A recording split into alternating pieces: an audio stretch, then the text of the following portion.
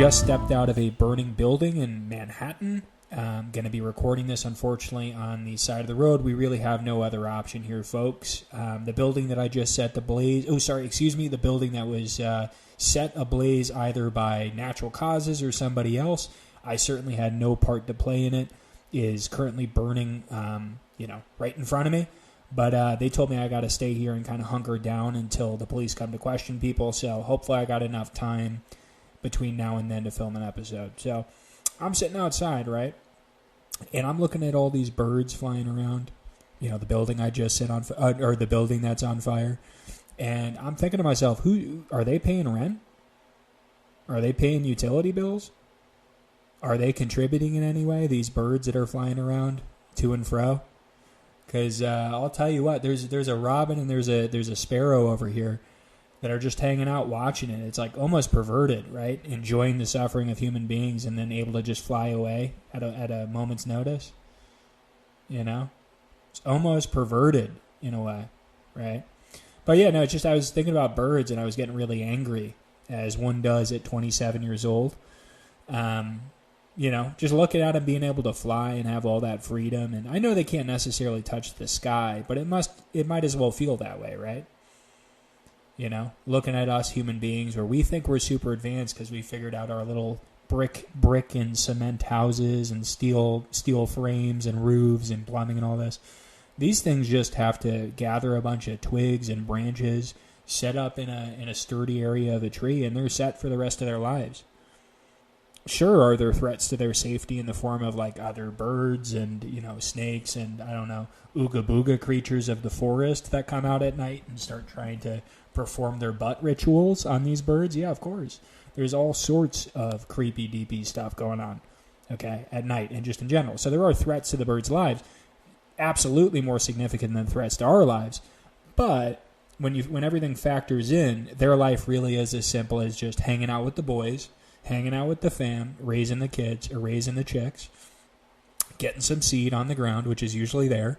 One of the few types of animals that's probably not going to starve ever, or very rarely at least. There's always seed. There's always something. So it's a pretty comfy life. And as I sit here looking at the 20-story building that I set ablaze with kerosene, that just, I don't know, electrical fire or something is what there's. No, nothing, boss. Nothing, boss. We're all set. Yeah, I'm just filming a podcast. Cool. All right. Yeah, I'll be quiet. Yeah, apparently they're still looking for the culprit. To get back at it, I was looking at these birds, right? I was at the zoo a couple weeks ago and I saw, what is the toucan Sam type bird or whatever it is? The parakeet, or what is it? That parakeet? The parrot with the long beak or whatever. And I'm just looking at it like, do you think you're better than me? Or do you think that you bring something to the table I don't with that big old nose? Like, where do they get off, right? Where do these birds get off thinking just because they have wings that they can outperform me in aerial dynamics or acrobatics, right? If you gave me like a Da Vinci style, and this is just kind of off the record, don't repeat this to anybody. If you were to give me, let's say, Da Vinci style schematics for like a flying machine, I would, within a week, I say, is a rough estimate, within a week, I would have wings that would rival that of a peregrine falcon, okay? And, what I'm planning as of right now, actually part of the reason I came to the city today, believe it or not, before I, committed arson, allegedly, was to find a building to jump off of and test out these wings, okay? It's the only way you're going to be able to do it, okay? And I see these birds fearless even at like a month old. Why shouldn't I be able to do it, right? And then I get angry because I start thinking about other, other features I don't have that birds have, and it becomes this whole thing until, you have the urge to burn down a building, unfortunately. So that's where that leads ultimately.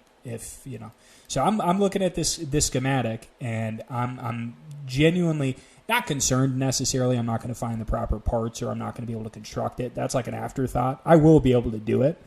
It's just, are enough people going to be able to see me in the city as I, take flight off of said building? Are enough people going to be able to see me in all of my glory? That's really the only part that I'm concerned about, you see, is whether or not I will have an active audience, gladiator style, as I throw myself off of the tallest building in Charlotte, North Carolina, and take flight before I hit the ground. What's that? Oh, really?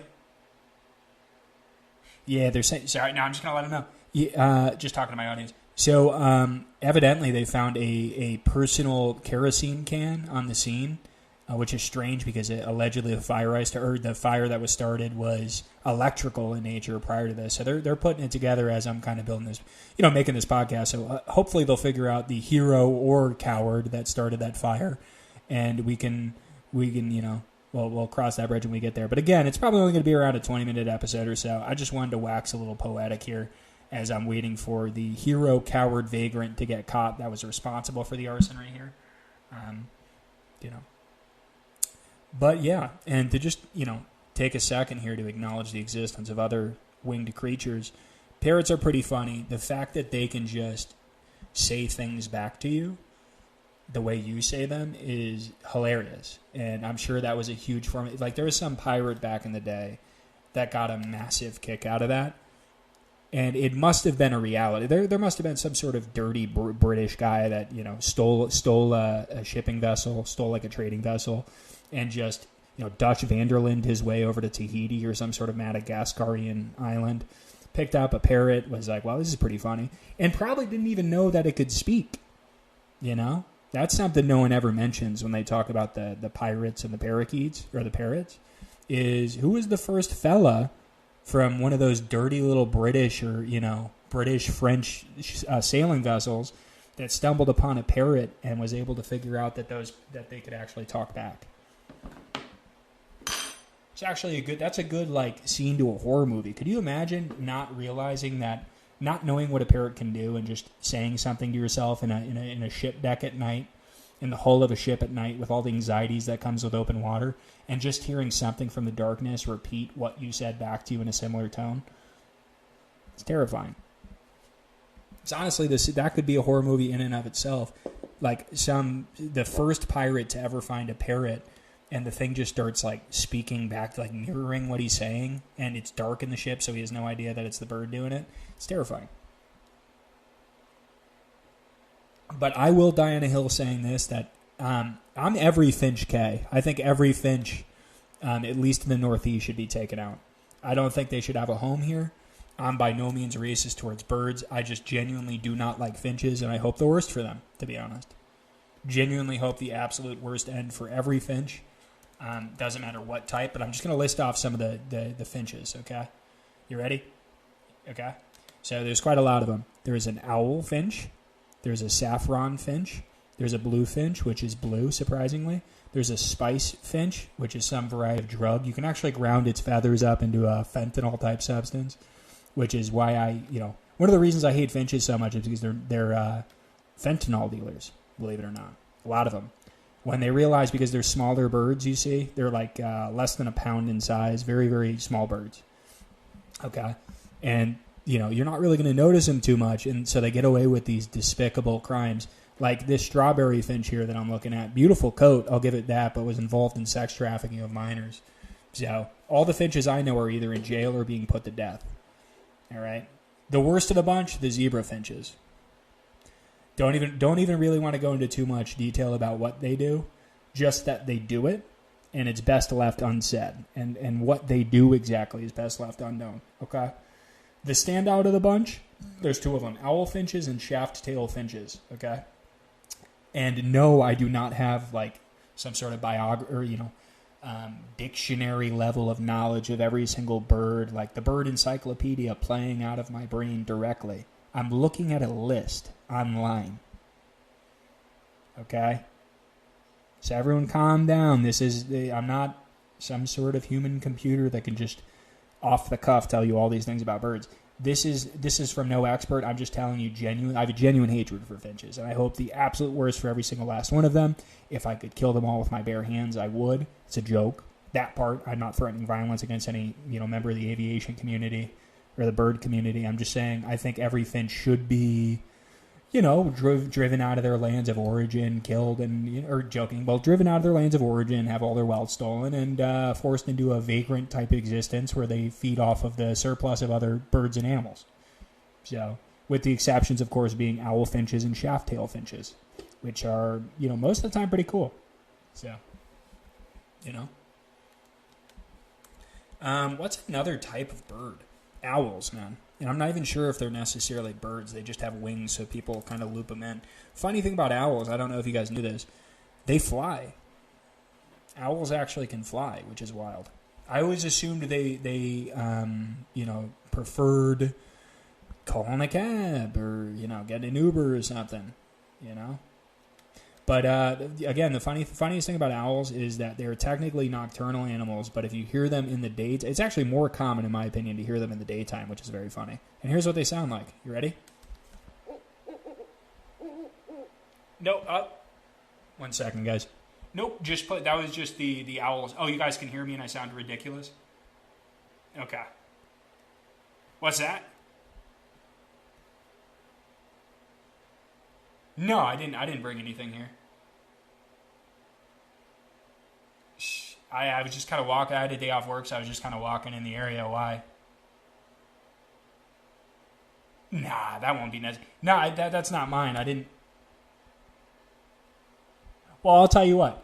You can call the Lowe's. You can call the Lowe's, and you can see if I purchased under my name with my card. I can give you the card information, and you can see if I purchased it. Okay. Frankly, it's ridiculous. It's not some show up to the scene of the crime stuff. There would be no reason for me to film a podcast 5 feet from the building if I were the one responsible for it, right? Let's be reasonable. Okay? No, I won't leave. Thank you. Appreciate it.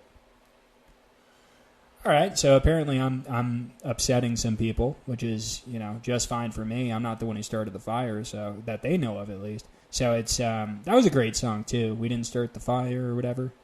Also composed, written, and performed by Finches, believe it or not. So, but I'm just and this didn't come out of nowhere. Didn't come out of thin air. Where all this bird hate originated, or the finch hate in particular originated, was a trip to Disney World when I was 12 to 13 years old, somewhere in that time range. We couldn't really afford vacations when I was younger, and it was a huge dream of both me and my sisters, plural, to go to Disney World. So my father, who wasn't necessarily making enough to afford trips like that, decided, you know what, we're going to Disney. And my 12 to 13-year-old heart nearly jumped out of my chest. More excited than I'd ever been in my life. I go outside, right?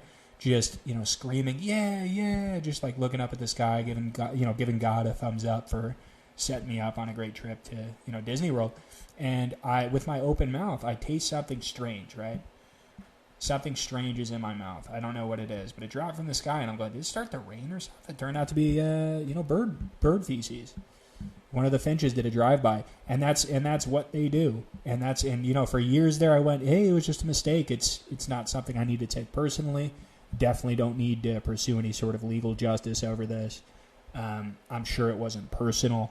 But then over the years you have more negative interactions with finches, particularly strawberry finches, which are very racist as well, vicious, okay?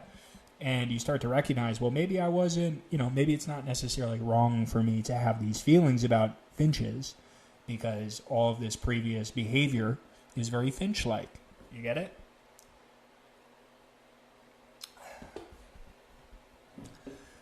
Yeah. So, again, I'm not a finch hater by any means, but I'm not saying this is 100% accurate either, but I have heard some rumors about the whole Israel-Palestine conflict, that whole conflict going on over there, and about a lot of that being initiated by finches. Finch intervention is what they call it. So what they'll do is they'll come by into both Israeli and Palestinian headquarters, and they'll drop rocks, right, onto the lead, like little pebbles, ones that finches could pick up, onto the commanders and generals' foreheads on both sides.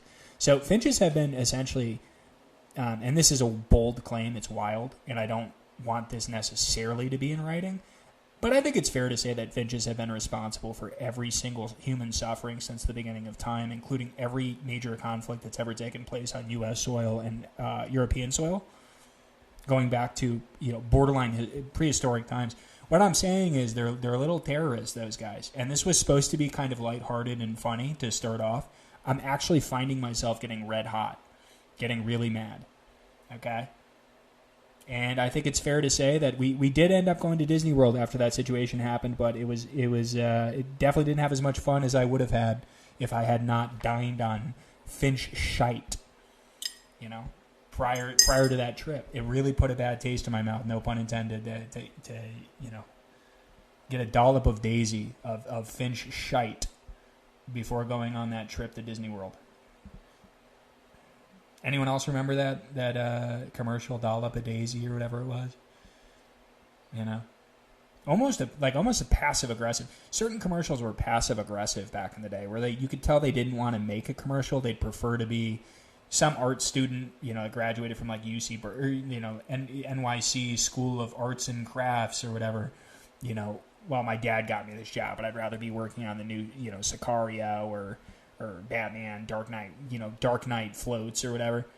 But he ends up just being on a commercial and he hates his life. But, compared to anybody else in the general area, he's living like a king. But, perspective's everything, right? So, let's see. Pigeons, the city birds. Pretty chill for the most part. If you don't bother pigeons, they're not going to bother you for the most part. And I find that they're oftentimes the most blamed bird race for most issues. Okay? Because they're so numerous, right? If you go to New York City, you're going to see a lot of pigeons. They adjust very easily. Okay? And if you go to like cities in general, you're going to find a lot of pigeons a lot of the time. Okay? I think that's accurate. I could be wrong. But again, pigeons aren't necessarily bullies to the same degree as finches are. And I know I promised I wouldn't speak too much about the whole finch. Honestly, I'm a finch hater, and I'm gonna put that on record. I think if it costs me a job at some point, or if it costs me even the respect of my peers or other birds in the aviation community, I think that's okay as well, because I'm willing to put my foot down and say when enough is enough, and not to really rub this in. But just to kind of leave this... So, one more time... Sorry, what? They're just calling me over 1 second. Probably like an hour before it happened. Maybe 40 minutes before it happened.